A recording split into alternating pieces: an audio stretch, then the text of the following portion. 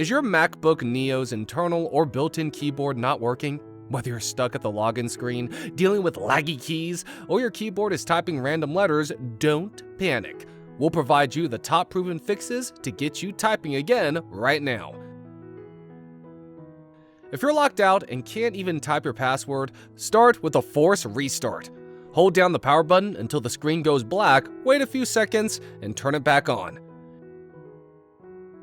If the keyboard is still not working and you are still logged out, you will have to connect your MacBook Neo to an external keyboard through cable. Type in the password and log in.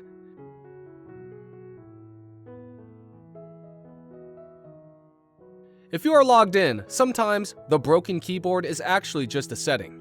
Go to System Settings, then Accessibility, and find the Keyboard section. Make sure sticky keys and slow keys both are turned off. If these are accidentally enabled, your Mac Neo might ignore fast keystrokes. If it's a software bug, you can reset your keyboard's brain. Open Finder, click Go, then go to Computer, from there to Library folder. Next, in this list, find out Preferences folder, and in this list, search for files named com.apple.keyboardtype.plist. Select the file and move it to Trash, then Empty Trash. Is the keyboard still crunchy or unresponsive? It might be dust or debris. Apple recommends using compressed air to clean between the keys. You can also use a microfiber cloth to wipe the surface.